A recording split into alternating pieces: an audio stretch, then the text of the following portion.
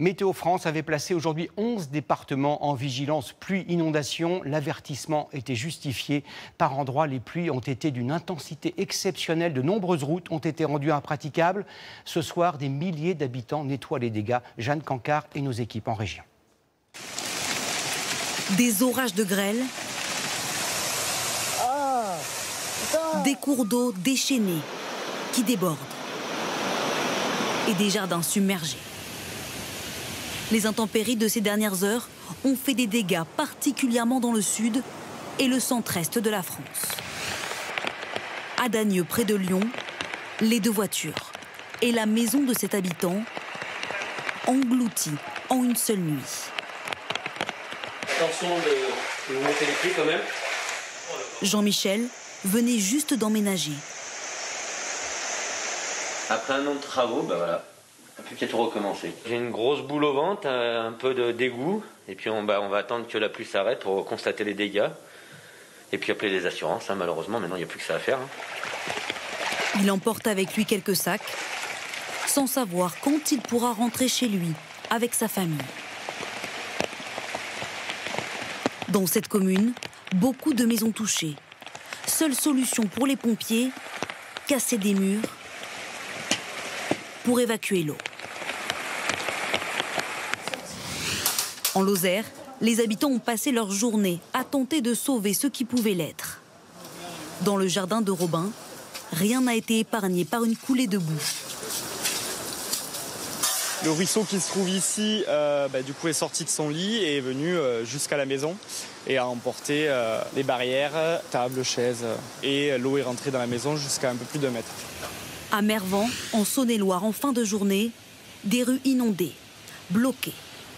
Dans le département, depuis hier, les pompiers sont intervenus plus d'une centaine de fois. Ils appellent ce soir les habitants à rester prudents. À Marseille, certains habitants se sont à nouveau réveillés les pieds dans l'eau, comme début septembre. Ce matin, en 1 heure seulement, il est tombé l'équivalent d'1 mois de précipitations. Des mesures auraient-elles pu être prises pour améliorer l'évacuation des eaux, sachant que ces épisodes sont de plus en plus fréquents? Sur place, Sonia Boudjama, Nathaël Brault et Henri-Paul Amar. Tôt ce matin, un déluge s'abat sur Marseille. De l'eau jusqu'aux genoux. Impossible de se frayer un chemin à pied. La cité phocéenne est comme traversée par des rivières. En 2 heures, l'équivalent d'1 mois de précipitation. Le Vieux-Port est inondé encore une fois. Ce buraliste tente de remettre son commerce en état. Quand il pleut ici à Marseille, on est toujours inondé.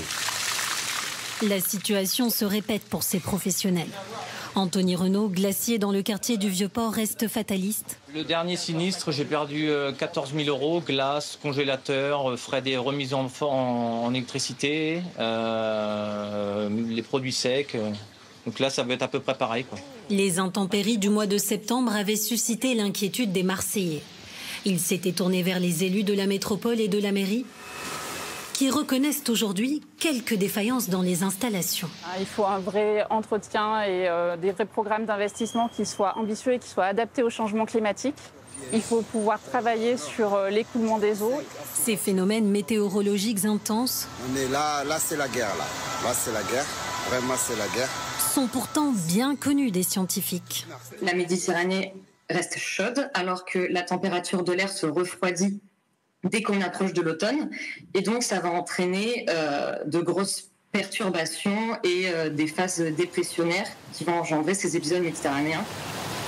Après les orages, les Bouches-du-Rhône sont ce soir placées en vigilance jaune, vague submersion et crue. Plus au nord, dans le Jura, plusieurs cours d'eau ont débordé. Le département avait été placé en vigilance météo crue à la suite de très fortes pluies. Une commune de 1300 habitants, Mons-sous-Vaudrey, s'est retrouvée aujourd'hui encerclée par les eaux. Regardez le reportage impressionnant de Nadia Ajbouziane, Grégory Martin et Camille Lepape. En 1 heure seulement, les jardins de ces maisons se sont transformés en bassins. L'équivalent de 3 semaines de pluie, voici ce qui est tombé en une journée. Cette puissante montée des eaux du ruisseau a réveillé Laurent à 1 heure du matin. qui est inquiétant, c'est le tour d'eau. J'espère que le pont va tenir. Oui, une voiture qui va passer, ça va donner là, je pense. Il roule beaucoup trop vite. Difficile d'accéder à la maison de Charlotte. Il faut avancer dans 70 cm d'eau. Ah ben cette nuit, ça paraît de pleuvoir, alors ça montait quoi. Puis qu'est-ce qu'on peut faire? Rien, il faut attendre. Charlotte, qui vit ici depuis 42 ans, n'a jamais connu une telle inondation. Mon Dieu, mon Dieu. C'est désolant, ça fait triste. Elle ne peut que constater les dégâts. Quand on brûle, on va être fichu là. Hein. Et puis on congèle, je sais pas. Mais voilà, on a tout sorti le matelas, le sommier et tout. Mais tout sec, quoi. Nous retrouvons Laurent qui a installé une barricade devant son garage. Après avoir passé toute la nuit et la matinée à pomper l'eau, qui l'avait envahi, il passe enfin au nettoyage.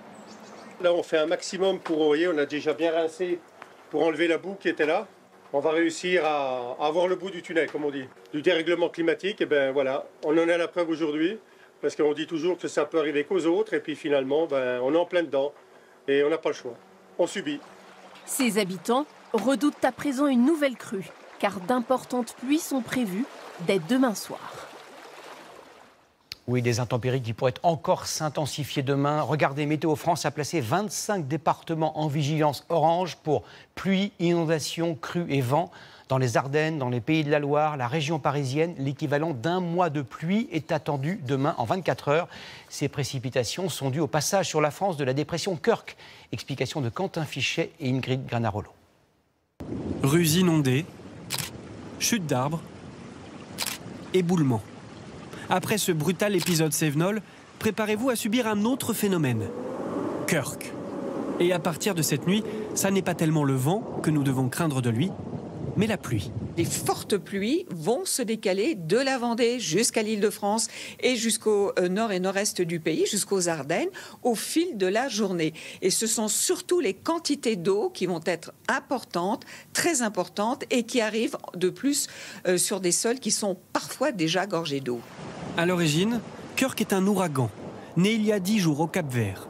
Depuis, il a traversé l'océan Atlantique vers des eaux plus froides.